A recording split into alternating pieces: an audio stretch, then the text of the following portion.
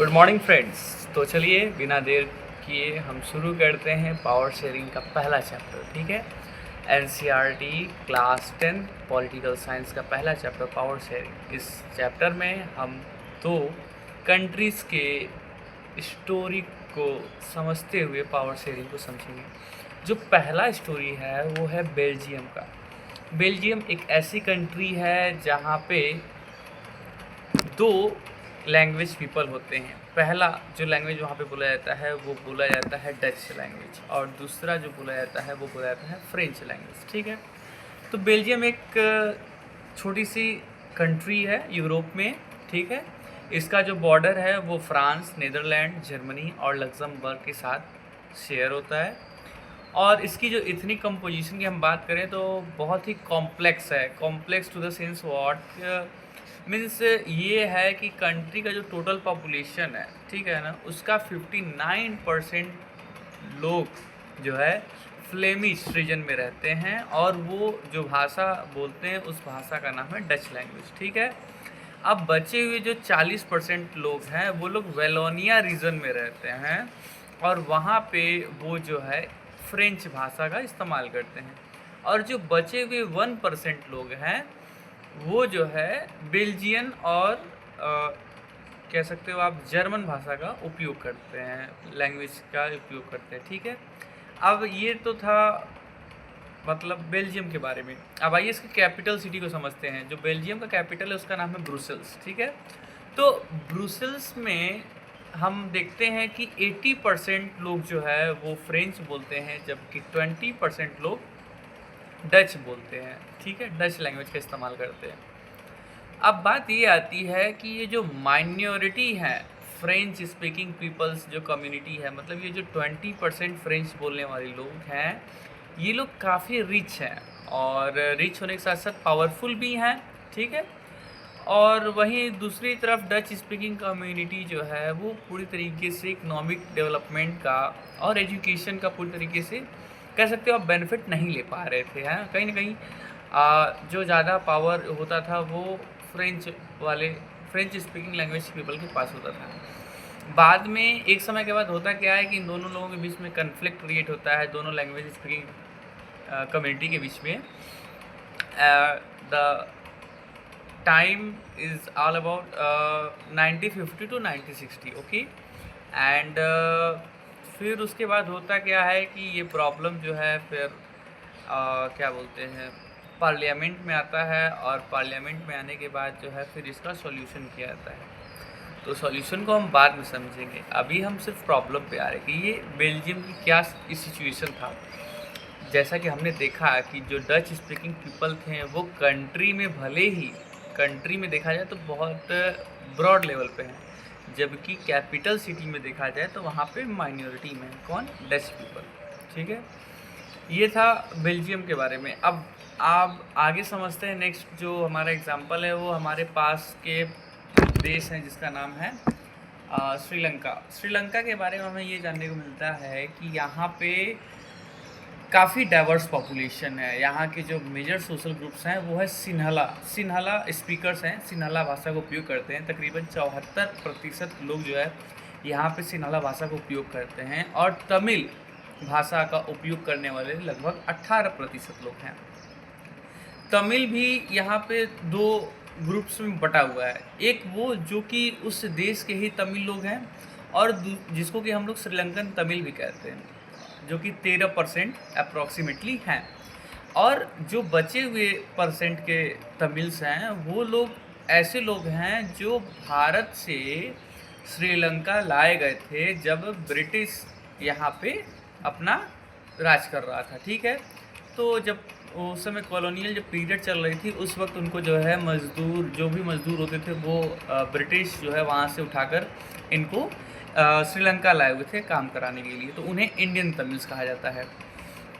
आप मैप में भी देख सकते हो कि जो श्रीलंकन तमिल्स हैं, है ना, वो नॉर्थ में और कंट्री के ईस्ट में काफ़ी कंसंट्रेटेड हैं, और बाकी जो बचा हुआ रेस्ट है ऑफ द एरिया है वो सिन्हला बोलने वाले लोगों से जो है कवर है। और सिन्हला जो बोलने वाले लोग हैं ये लोग बुद्ध धर्म को फॉलो करते हैं। ठीक है, बाकी जो मोस्ट ऑफ द तमिल्स हैं वो हिंदू भी हैं और मुस्लिम भी हैं। इन सब के अलावा आपको ये जानने को मिलेगा कि तकरीबन वहाँ पे 7% क्रिश्चियन कम्युनिटी भी रहती है, जो कि तमिल भाषा का भी उपयोग करती है और सिन्हला भाषा का भी उपयोग करती है। अब आप थोड़ा सा इमेजिन करिए कि एक तरफ बेल्जियम है जहाँ पे डच कम्युनिटी जो है वो अपने मेजॉरिटी का एडवांटेज ले सकती है, ठीक है, और वो फ्रेंच वाले जो फ्रेंच स्पीकिंग पीपल है उन पे अपना मतलब मैन पावर का यूज़ करके अपनी पावर को अपने हाथ में ले सकती है, ठीक है।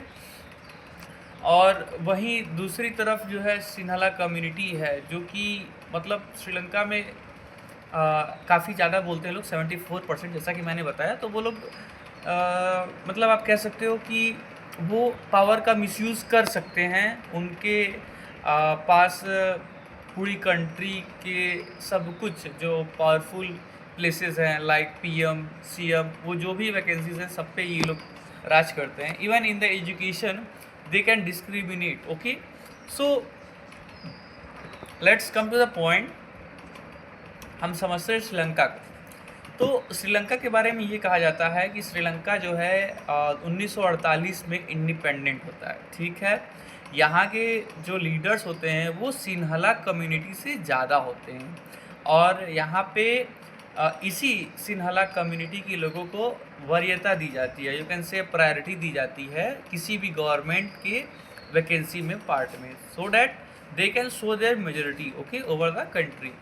अब परिणाम स्वरूप होता क्या है कि यहाँ पे जो इलेक्टेड गवर्नमेंट होती है ना, जिस गवर्नमेंट का यहाँ पे इलेक्शन होता है वो गवर्नमेंट कहीं ना कहीं जो है पूरी तरीके से सिन्हला कम्युनिटी से निकले हुए लोग होते हैं, ठीक है। तो इस वजह से ये डेमोक्रेटिक ना होके एक मेजोरिटेरियन कम बोल सकते हो आप, एक सिन्हला की सुपरमेशी हो जाती है। फिर उसके बाद होता क्या है कि 1956 के समय में एक कानून पास होता है और कानून में ये लिखा होता है कि हम सिन्हला बोलने वाले लोग मीन्स सिन्हला लैंग्वेज को एक ऑफिशियल लैंग्वेज मानेंगे, ठीक है। और जब ऐसा होता है तो इसका रिज़ल्ट ये मिलता है कि जितने भी अदर भाषा बोलने वाले लोग हैं मीन्स तमिल बोलने वाले लोग हैं, उन सब लोगों के भाषाओं को बिल्कुल भी प्राथमिकता नहीं दी जाती है।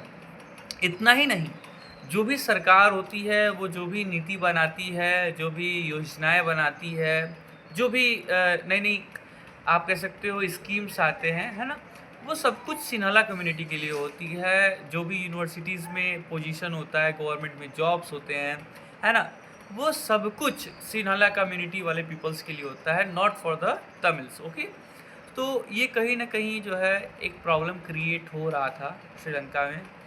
उसके बाद होता क्या है कि भाई the government measures coming one after the other, भाई सरकारें तो बदलती तो रहती हैं लेकिन वो जो डिस्क्रिमिनेशन हो रहा है on the language, on the basis of language, okay, वो डिस्क्रिमिनेशन किसी के भी द्वारा ख़त्म नहीं किया जा रहा था बल्कि उसको और बढ़ावा दिया जा रहा था, ठीक है।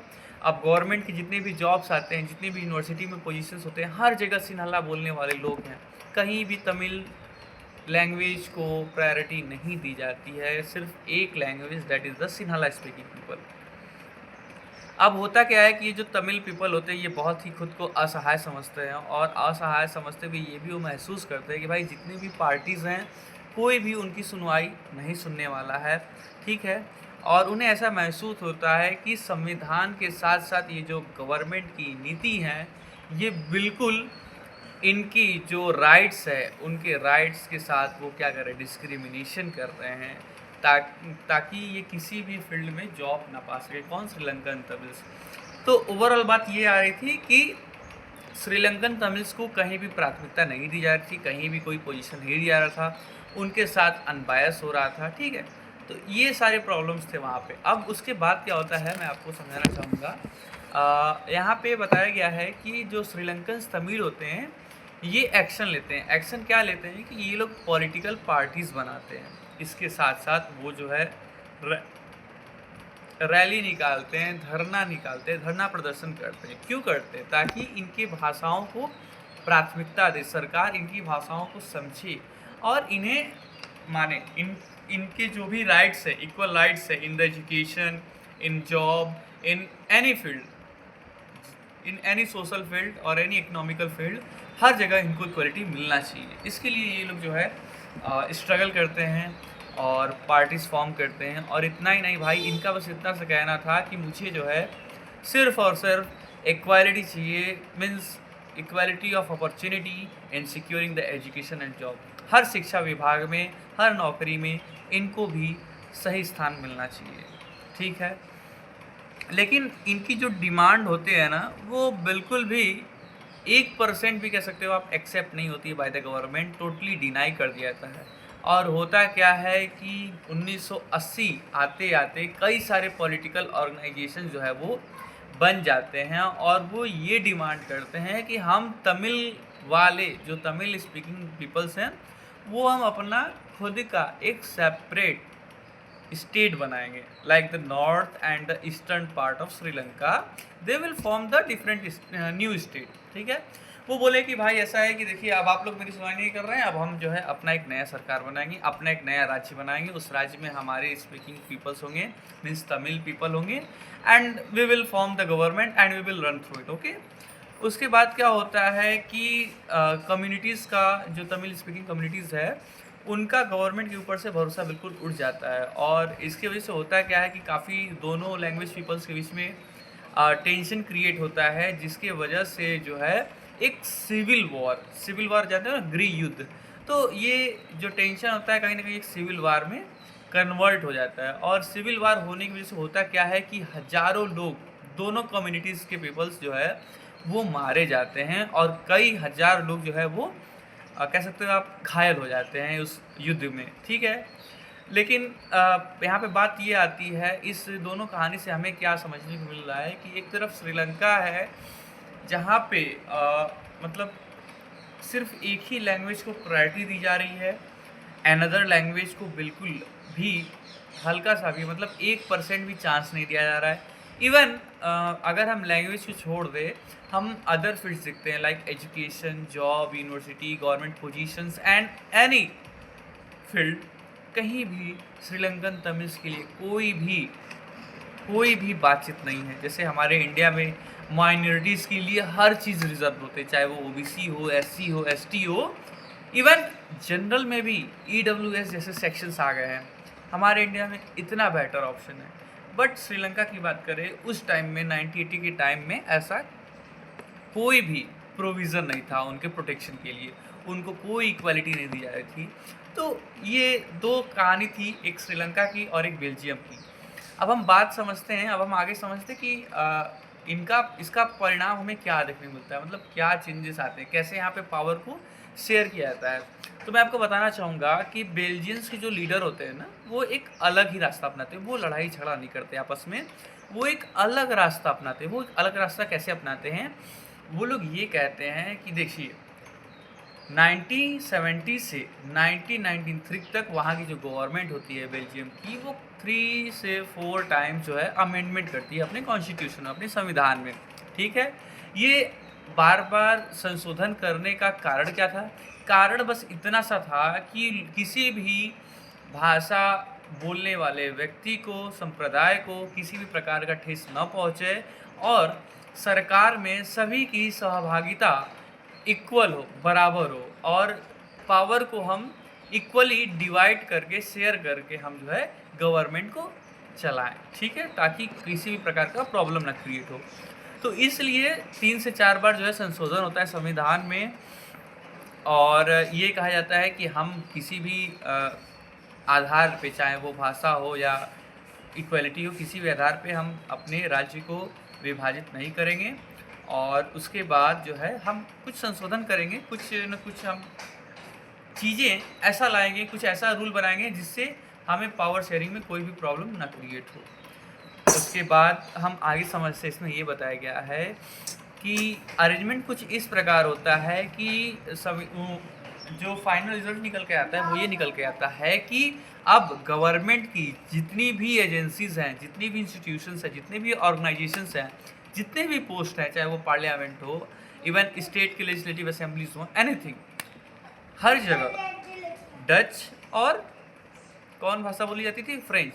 तो ये दोनों भाषा बोलने वाले कम्युनिटी के इक्वल रिप्रेजेंटेटिव्स होंगे, so that there will be no more discrimination in that country. Okay, so यहाँ पे ये कहा गया कि सेंट्रल गवर्नमेंट हो चाहे स्टेट गवर्नमेंट हो, हर जगह डच और फ्रेंच स्पीकिंग मिनिस्टर्स की जो नंबर रहेगी वो इक्वल रहेगी, ठीक है। और इतना ही नहीं, बल्कि कुछ जब भी कोई कानून पास होगा तो उसमें दोनों कम्युनिटी की सहमति बिल्कुल ज़रूरी होगी। इसके बाद ये कहा गया कि हम सेंट्रल गवर्नमेंट से कुछ पावर को स्टेट गवर्नमेंट में दे देते हैं, ठीक है। मतलब डिसेंट्रलाइजेशन ऑफ पावर हुआ, यहाँ पे सेंट्रलाइजेशन ऑफ पावर नहीं हुआ, यहाँ पे डिसेंट्रलाइजेशन ऑफ पावर हुआ, शक्तियों का विकेंद्रीकरण हुआ है, जिससे क्या हुआ कि स्टेट गवर्नमेंट को भी पावर मिली, वो शक्ति मिली, ताकि ये जो है सेंट्रल गवर्नमेंट के अंडर अच्छे से वर्क कर सके। वो कह सकते हो आप सबऑर्डिनेट तो नहीं थी बट इंडिपेंडेंट थी, ठीक है। अब आगे इसमें नेक्स्ट पॉइंट ये बताया गया है कि ब्रुसेल्स को एक सेपरेट गवर्नमेंट बनाने का ऑर्डर दे दिया गया, जिसमें दोनों कम्युनिटीज़ के पीपल्स की इक्वल रिप्रेजेंटेशन था। इसके अतिरिक्त हम बताएं आपको तो ये जो फ्रेंच स्पीकिंग पीपल थे वो ब्रुसेल्स में अपना रिप्रेजेंटेशन एक्सेप्ट कर लेते हैं, because the Dutch speaking community also accepted the equal representation in the central government. Means to say that चाहे वो फ्रेंच कम्युनिटी हो या डच कम्युनिटी हो, दोनों कम्युनिटीज़ जो है अपनी कह सकते हो आप जो इक्वल रिप्रेजेंटेशंस की बात थी उसको वो स्वीकार कर लेते हैं, जिसके वजह से गवर्नमेंट के लिए काफ़ी ईजी होता है पावर को शेयर करना। तो कुछ इस प्रकार से वहाँ पे उस प्रॉब्लम का सॉल्यूशन हुआ और पावर को इक्वली शेयर किया गया among the different linguistic groups. Okay, apart from the central and the state government एक अलग मतलब जैसे हमारे इंडिया में क्या है, स्टेट गवर्नमेंट सेंट्रल गवर्नमेंट है, स्टेट गवर्नमेंट है एंड द लोकल गवर्नमेंट। इसी फॉर्मेट को ब्रुसेल्स ने भी अपनाया। वहाँ पे भी जो सिर्फ सेंट्रल गवर्नमेंट था, अब उससे सेंट्रल से स्टेट किया, स्टेट से लोकल या कम्युनिटी गवर्नमेंट बनाया। कम्युनिटी गवर्नमेंट मीन्स टू से मीन्स टू से डैट उस कम्युनिटी में सिर्फ उसी लैंग्वेज के बोलने वाले पीपल होंगे। लाइक डच की अलग कम्युनिटी होगी, फ्रेंच की अलग कम्युनिटी होगी, जर्मन की अलग कम्युनिटी होगी, ठीक है। तो इन सभी लोकल जो कम्युनिटी गवर्नमेंट होगी इनके पास भी कुछ पावर्स होगी। पावर मतलब क्या, जो कल्चरल रिलेटेड पावर्स हैं, एजुकेशनल रिलेटेड पावर है, इवन लैंग्वेज रिलेटेड जो भी इशूज़ हैं, है ना, उन सभी इशूज़ पे इनके पास पावर होगा कि वो एक्शन ले सकें। क्लियर? तो this is all about the Belgian country where the power has just got separated and you can say decentralization of power also happened, you can say. Okay, now coming to the point that the when many countries of the Europe came together to form the European Union, Brussels was chosen as a headquarter. होता क्या है कि after a time जब कई सारे European union जो है वो आते हैं यूरोप में, वो एक यूरोपियन यूनियन फॉर्म करते हैं और ब्रुसेल्स को जो है उसकी हेडक्वार्टर बना दी जाती है, ठीक है। अब आगे समझते हैं क्या कि जो पावर शेयरिंग था वो बेल्जियम में किस प्रकार से हुआ। Means the leaders have realise that the unity of the country is possible only by respecting the feelings and the interest of different communities and regions. इनका ये कहना है कि भाई अगर हमें किसी भी देश को उसकी एकता को बचा के रखना है तो उसके लिए हमें डिफरेंट कम्युनिटीज़ के फीलिंग्स को और उनके इंटरेस्ट को रेस्पेक्ट देना होगा, ठीक है। जो डिफरेंट लिंग्विस्टिक ग्रुप्स हैं या डिफरेंट कम्युनिटीज़ हैं या डिफरेंट रीजन्स हैं, उनके जो भी फीलिंग्स हैं, जो भी उनके इंटरेस्ट है, उनको रेस्पेक्ट देंगे, तभी power sharing is better, you can say okay. और ऐसा तभी होता है जब हम पावर को शेयर करते हैं, ठीक है।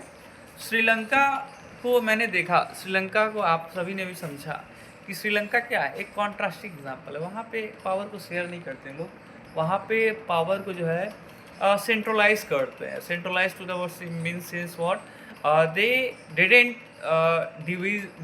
डिवाइड देयर पावर, वो अपनी पावर को डिवाइड नहीं करते हैं, ठीक है। वो श्रीलंका हमें ये बताती है कि मेजॉरिटी गवर्नमेंट जो है बिल्कुल एक डिक्टेटरशिप गवर्नमेंट की तरह होती है, वो जो चाहे वो करती है और अपनी पावर को वो कुछ इस प्रकार से यूज़ करती है, ठीक है। This was all about the two countries, okay. In next topic we will understand why the power sharing is desirable. So come to the next video, okay. Thank you.